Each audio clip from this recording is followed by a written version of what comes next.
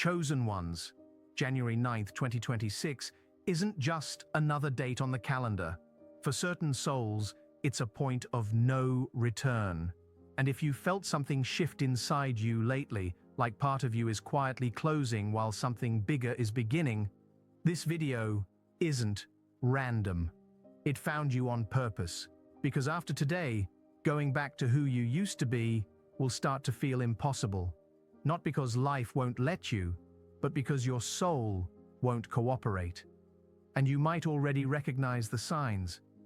Your sudden intolerance for old patterns, the way you're drifting from people you once admired, that calm certainty in your chest that something irreversible is happening. This isn't fear. This isn't imagination.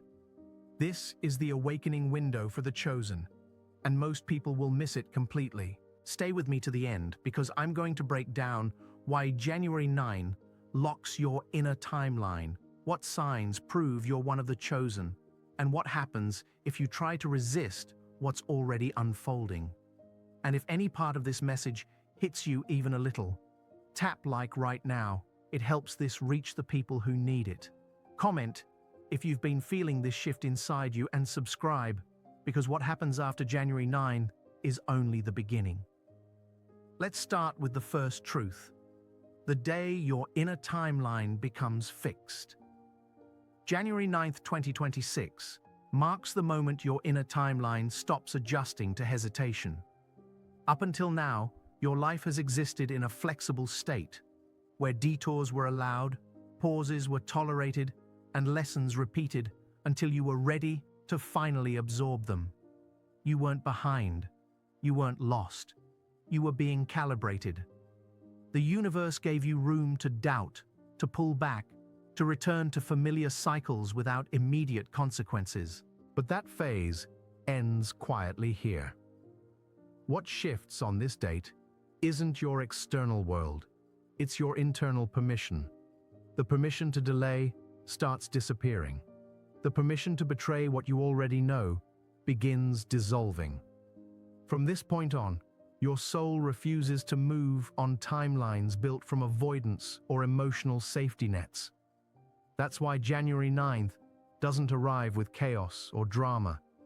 It arrives with clarity.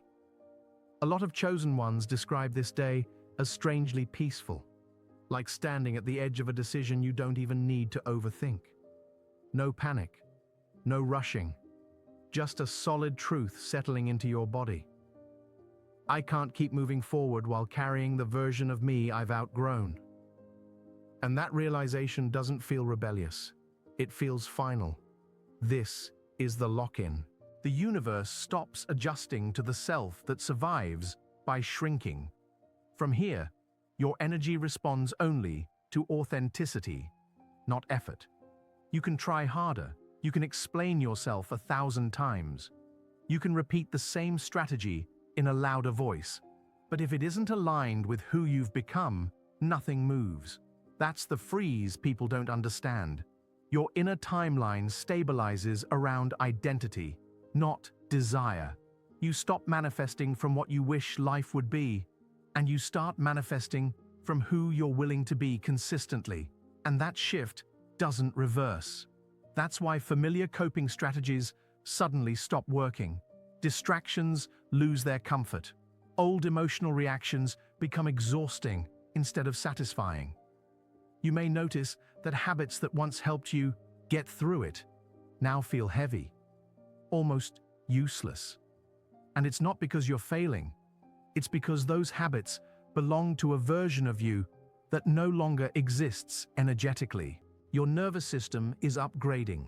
Your emotional foundation is recalibrating. Your tolerance for misalignment is shrinking. And here's the warning most people miss. When things feel blocked after January 9th, it isn't rejection, it's redirection, with authority. The universe isn't punishing you for reaching for the old, it's refusing to energize it. Doors that used to reopen easily now stay shut. Conversations that used to drag on forever end quickly. Opportunities that required constant supervision start disappearing without drama. And yes, This can feel uncomfortable if you keep trying to force movement using an outdated version of yourself. But if you stop and actually listen, you'll notice something deeper. Life isn't delaying you. It's waiting for you to fully claim yourself, who you are now. January 9th isn't a dramatic turning point. It's a structural one. Your timeline locks because your soul has decided it will no longer repeat lessons you already understand. From here, growth becomes cleaner, faster, and more intentional if you stop negotiating with your own inner knowing. This is the day you realize going backward isn't an option, not because it's forbidden, but because it doesn't fit anymore. And the moment that truth settles in, the universe moves forward with you, without hesitation. Now, the second truth. Why resistance feels stronger than ever. After January 9th, resistance changes shape. It doesn't show up as panic, fear, or obvious doubt. Instead, it appears as friction, a subtle but constant sensation that something inside you is irritated, restless, unsettled. Nothing is wrong, yet everything feels slightly off. You may notice people start bothering you even when they haven't done anything offensive. Situations that used to feel manageable suddenly drain your energy within minutes. Conversations feel heavy, not because of conflict, but because the connection isn't real anymore. That isn't you being too sensitive. That's frequency incompatibility. Your inner energy has moved faster than the world around you. And when that happens, the gap between who you're becoming and what surrounds you becomes impossible to ignore. The old version of you was adaptable. You could shrink, blend in, explain yourself, tolerate, adjust. That ability is fading. Not because you lost humility, because your soul stopped accepting self-distortion. And this is where many chosen ones get confused. They assume something is wrong with them. They label it loneliness, disconnection, emotional instability. But this phase isn't emptiness, it's filtering. Your system has started rejecting what no longer matches your new structure. The same way the body rejects what's incompatible, your soul now filters relationships, environments, beliefs, and habits automatically, without asking your permission. And that filtering creates resistance. Here's the part most people aren't prepared for. After January 9th, comfort starts to feel suspicious. Not because comfort is bad, but because comfort built on playing small becomes unbearable. Anything that requires you to shrink, delay your truth, or pretend you're okay with what you've outgrown will start to feel physically uncomfortable. Routines that used to make you feel safe may suddenly make you restless. You might feel tension around people you used to be loyal to. You may even feel irritated by beliefs you once defended. That doesn't mean those people or beliefs were wrong. It means you've outgrown their frequency. And resistance intensifies in this phase because identity is dissolving. The version of you that survived by adapting is being slowly replaced. And the ego, whose job is to protect familiarity, fights that transition hard. But it doesn't always fight loudly anymore. Now it fights through exhaustion, through distraction, through subtle impulses to go back to what feels easier. That's why resistance feels heavier. You're not battling the world. You're letting go of an identity. And letting go always creates friction. Here's another truth almost no one talks about. Your nervous system is recalibrating. When your internal baseline changes, your body responds before your mind can explain it. You may feel tension without an obvious cause. Fatigue that doesn't make sense. A desire to be alone without feeling sad. That isn't a breakdown. It's a reconfiguration. Your system is learning a new normal. One where you're no longer driven by urgency, approval seeking, or emotional overfunctioning. And during this adjustment, anything that pulls you back into the old dynamics will feel irritating, draining, heavy. That's the sign. Resistance isn't trying to stop you. It's revealing what no longer fits. And here's the insight that flips everything. If resistance gets stronger after January 9th, it's because you're closer to alignment, not farther from it. Misaligned paths now require effort. Aligned paths feel quieter, but cleaner. This phase demands honesty, not constant action. Discernment, not force. Listening, not proving. The friction will pass, but only if you stop trying to force yourself back into places your soul has already outgrown. Resistance feels stronger because your tolerance for self-betrayal is disappearing. And once that tolerance is gone, there's no comfortable way back, only a clearer way forward. Now the third shift, one of the most misunderstood changes after January 9th, is the arrival of emotional neutrality. At first, it can feel unsettling. You notice things that used to trigger strong reactions just don't anymore. Words that once demanded an explanation now pass without urgency. Moments that used to spike anxiety or anticipation arrive and leave without leaving marks. You're still present, you still care, but you're no longer emotionally entangled. This is not numbness. Numbness disconnects you from yourself. Neutrality reconnects you to your center. What's actually happening is far more powerful. Your emotional system is no longer being used as a bargaining tool with reality. You're not trying to control outcomes through reactions, interpretations, or emotional effort. Your soul has stopped chasing validation from the world. That is a major awakening milestone. For most of life, emotions become signals we use to influence the environment. If I feel more, explain more, react more, maybe things will change. But after January 9th, that mechanism begins shutting off. You stop chasing understanding from people who can't understand you. You stop needing closure to move forward. You stop replaying conversations searching for the perfect response. Not because you gave up, because the need is gone. Neutrality is often mistaken for coldness, but they are not the same. Detachment is avoidance. Neutrality is sovereignty. It's when your inner stability no longer swings with circumstances. You're not indifferent. You're anchored. You can feel life without being destabilized by it. And when that happens, manifestation changes at the root. Before, desire came from lack. Now creation comes from fullness. You stop asking life to complete you. You stop negotiating your worth through results. You stop trying to control everything emotionally. And when your energy stops fragmenting, things begin aligning with less effort. Because you're no longer leaking power in 100 directions. This shift confuses other people. They're used to reading you through your reactions. They expect emotional feedback, enthusiasm, reassurance, resistance, explanations. When those signals disappear, they don't know where they stand with you. Some may try to provoke a reaction. Others may interpret your calm as distance. Some will accuse you of changing. They're not wrong.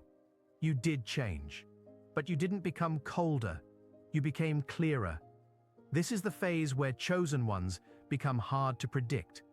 Not because they're unstable, but because they've stopped operating from conditioned emotional patterns. You don't react automatically anymore. You pause, you observe, you choose. That pause is power.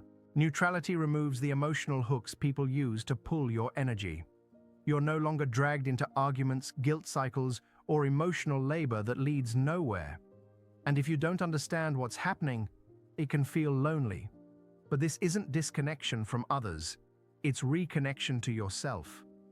Your nervous system is learning that safety no longer comes from control or emotional hypervigilance.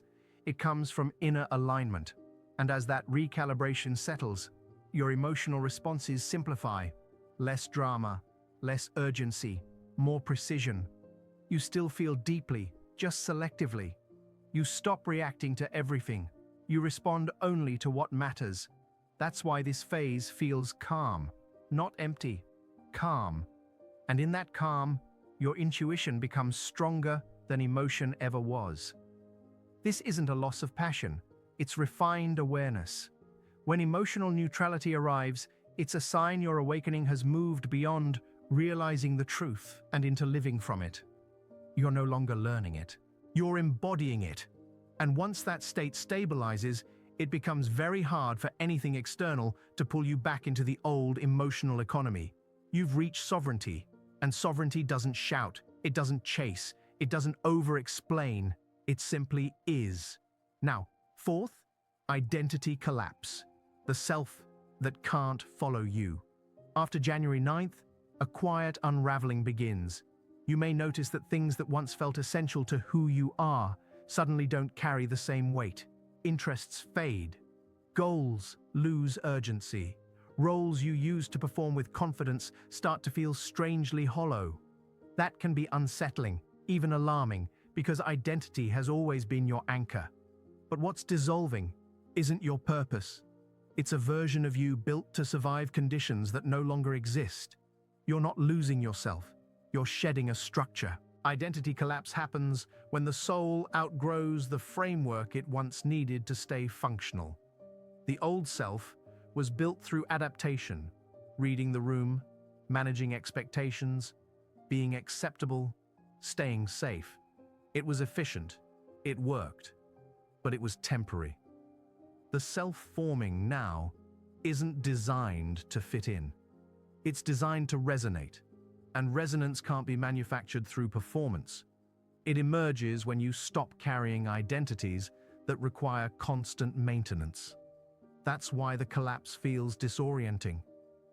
There's a pause between identities, a space where labels fall away before clarity arrives.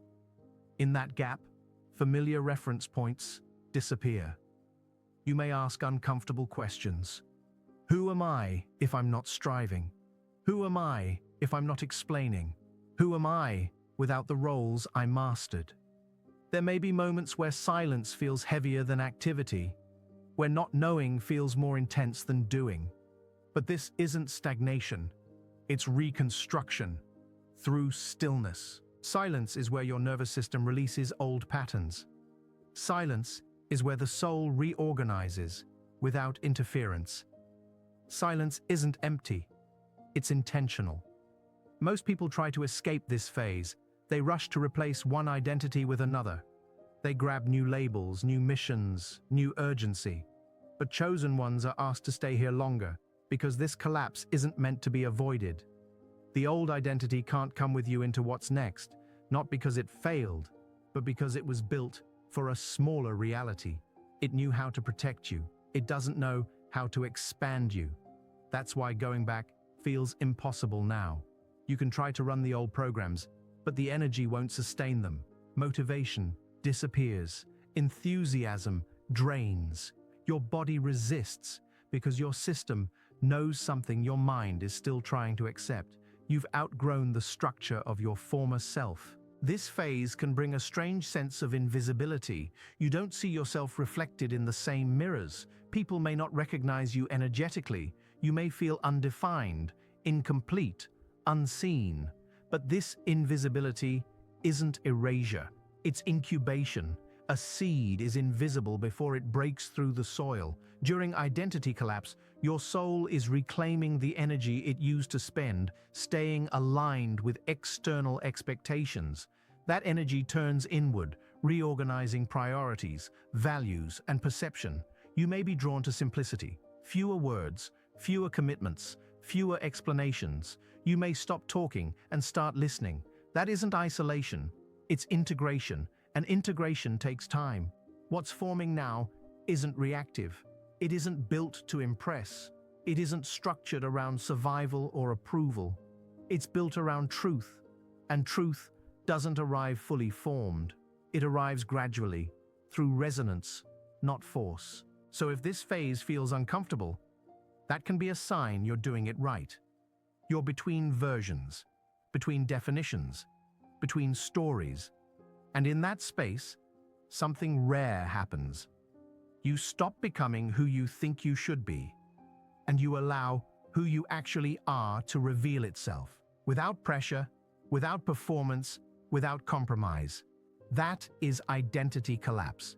And once it completes, the self that emerges won't need to be defended, because it will finally be aligned. 5.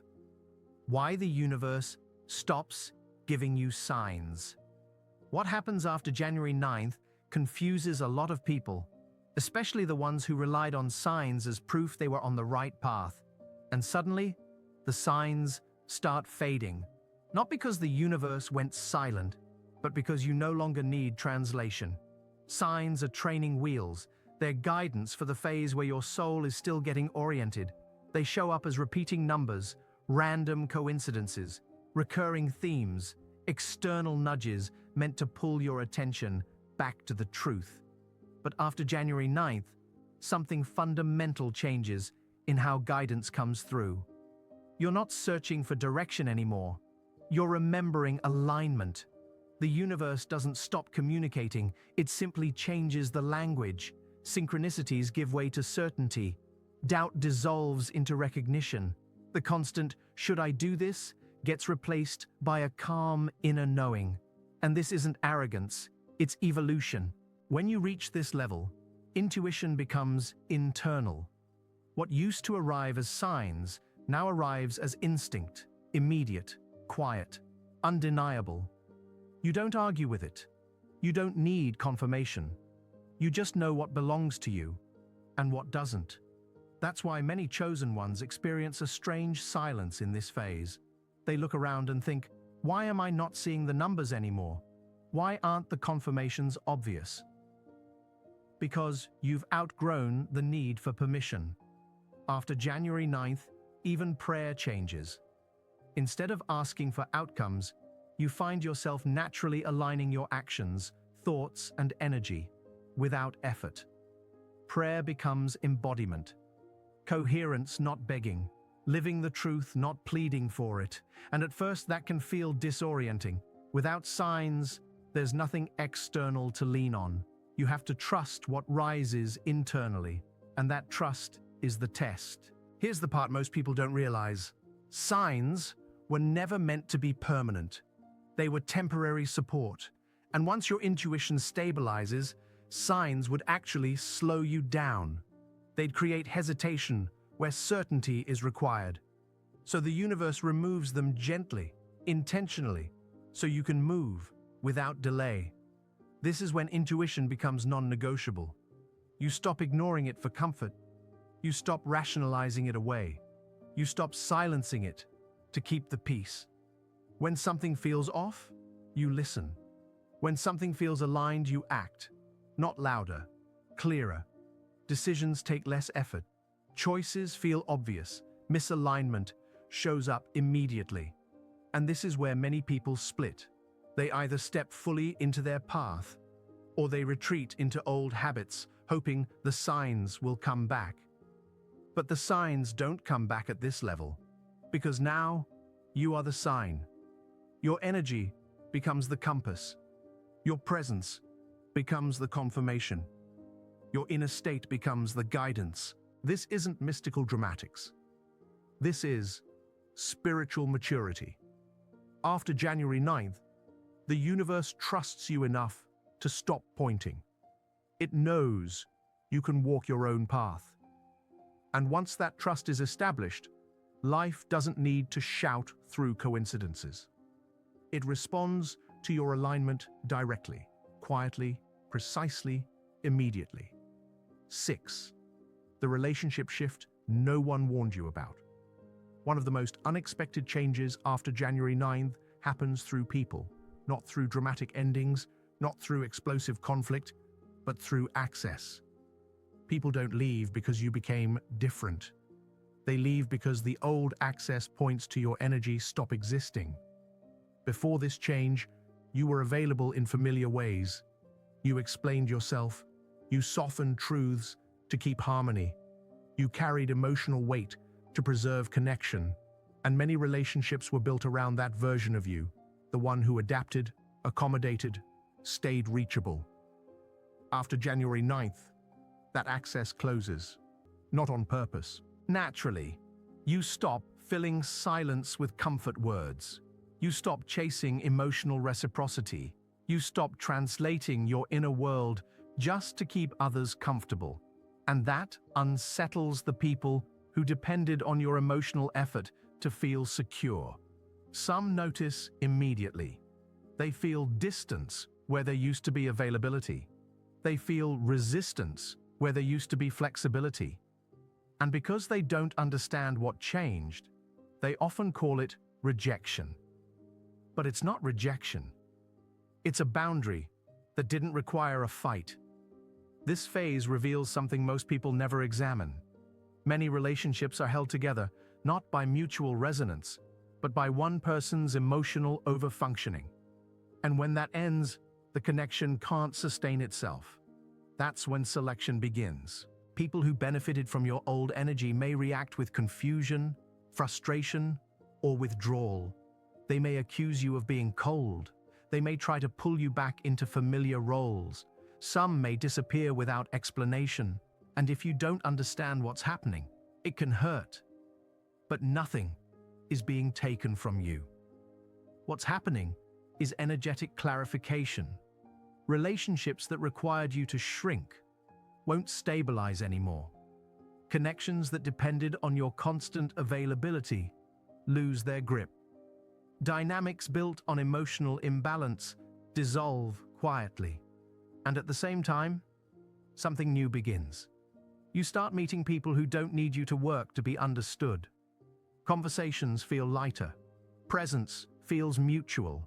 There's no urgency to explain yourself, you're simply received. These connections may not be loud, they may not demand attention, but they feel real.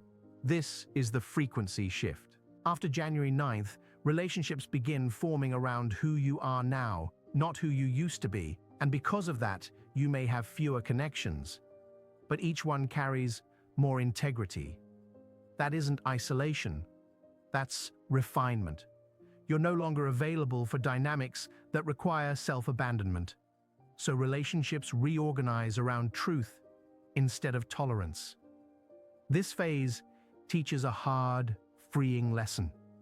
Not everyone who was close to you was aligned with you. Some were aligned with your availability. Some were aligned with your effort. Some were aligned with your willingness to carry more than your share. And when that ends, the relationship ends. That's not loss, that's reordering. The universe recalibrating your relational field to match your level of consciousness. What remains will be quieter, more reciprocal, less performative, and for the first time, connection won't cost you. That isn't distance, it's evolution. 7. The moment time starts feeling different. After January 9th, many chosen ones notice a subtle but undeniable shift in how time is experienced. Hours feel longer, not from boredom, but from clarity. Moments feel fuller, more intentional, like each action has weight again. And at the same time, results arrive faster. Decisions ripple outward without delay. Events align with less effort. This paradox isn't in your head. Time feels slower because you're no longer wasting energy in unconscious loops. You're not replaying the same emotional scenarios internally. You're not trapped in doubt cycles, hesitation, or unresolved tension running underneath your awareness. Your attention is present, and presence changes your perception of time. When the mind stops replaying the past and projecting the future, time expands. You live moments instead of rushing through them.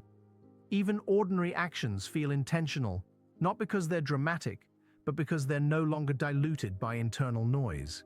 Meanwhile, life responds faster, not because you're forcing it, not because you're manifesting harder, but because your energy stops contradicting itself. Before this shift, you may have wanted something consciously while resisting it unconsciously. Your thoughts said one thing, your nervous system said another. That inner contradiction delayed everything. After January 9th, alignment becomes simpler. Your actions match your values. Your decisions reflect your truth. Your energy moves in one direction instead of being split across 5.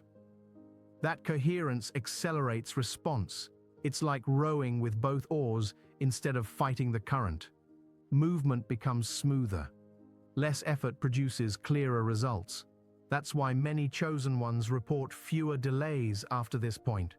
Things move quickly or resolve immediately. Less ambiguity, less waiting, less uncertainty. Time stops negotiating. Another reason time feels different. Urgency disappears. You're no longer racing life. You're no longer afraid you'll miss something. The pressure that made time feel scarce dissolves, replaced by trust. And trust calms the mind. When you trust yourself, you don't make frantic choices. When you trust your path, you don't force outcomes. When you trust timing, you stop fighting the present moment. That creates spaciousness. Even when life is busy, days can feel longer, weeks more distinct, memories sharper, because you're not dissociating from time anymore. You're inhabiting it. This shift changes how you plan too. You stop over-strategizing. You stop micro-controlling the future. You respond to what's in front of you with clarity instead of anxiety. And because of that, timing becomes precise. Opportunities arrive when you're ready, neither too early nor too late. Conversations happen exactly when they're needed. Decisions get made without prolonged hesitation. That isn't control. That's synchronization. Time stops feeling like something you're chasing. It becomes something you cooperate with. After January 9th, you stop getting trapped in repetitive cycles. You move forward in a linear, conscious, intentional, aligned way. And when consciousness guides movement, time stops being pressure. It becomes a partner. 8. The warning most people ignore. Here's the warning most people don't take seriously until they feel it in their body. After January 9th, you won't be able to go backward without consequences. That doesn't mean life will punish you. It means your soul will stop cooperating with choices that deny who you've become. Before this shift, you could ignore your intuition. You could stay in draining situations. You could say yes when your inner voice said no and still function. You might have felt tired, frustrated, disconnected, but you could keep going. That tolerance ends here. After January 9th, returning to the old version of you doesn't feel nostalgic. It feels like chaos. Your thoughts scatter. Your energy drops. Your body reacts. What used to be manageable now feels unbearable. And that isn't weakness. That's integration. Your soul has integrated a higher level of truth, and it will no longer fragment itself to keep you comfortable. When you try to slip back into familiar roles, friction shows up immediately. Sudden exhaustion, irritability without a clear reason, loss of motivation, mental fog, emotional heaviness. Those aren't signs something is wrong with you. They're signs something isn't right for you. From this point on, misalignment becomes obvious. And here's the message inside the warning. Anything that feels heavy now isn't asking for more effort. It's asking to be released. Carrying it forward will cost you clarity. It won't give you stability. At the same time, something else becomes obvious. Some choices feel quiet, no emotion, no drama, but deeply correct. They don't pressure you. They don't rush you. They don't demand justification. They simply feel right, even if they don't make sense yet. And this is where people make mistakes. They confuse silence with emptiness. They confuse calm with stagnation. They confuse no urgency with no direction. But after January 9th, silence is guidance. Your soul no longer speaks through intensity. It speaks through lightness. If something requires you to betray your peace to keep it, it isn't aligned. If something allows you to stay whole, even if it's unfamiliar, it is. This is not the time for impulsive decisions. Not the time to fill empty space. Not the time to recreate the past just because it's known. This is the time to choose alignment over familiarity. Familiarity is seductive. It promises comfort, predictability, identity. But after this shift, familiarity that no longer fits becomes suffocating. Alignment may feel quiet at first. It may feel undefined. It may require patience, but it won't cost you yourself. That's the difference. After January 9th, your soul draws a line, not to limit you, but to protect the integrity of who you've become. Ignore that line, and life will feel heavy. Honor it, and life becomes precise. This is the warning most people ignore. You don't go back because you can't. Not because it's forbidden, but because you've outgrown the past. And once the soul knows that, there's no peace in pretending otherwise. If this message disturbed you, good. That means your soul recognized itself. January 9th, 2026 isn't about becoming someone new. It's about stopping the performance of someone you're not. You're not going back, you're not fitting into the old mold, and you won't need permission anymore. The universe isn't testing you now. It's responding. From this point forward, your life won't unfold by accident. It will unfold by alignment. If you felt this in your body, not just in your mind, you're already walking the new timeline. Drop a comment if you felt the shift. Subscribe if you're choosing this path consciously. Your old self is complete, and your next chapter has already begun.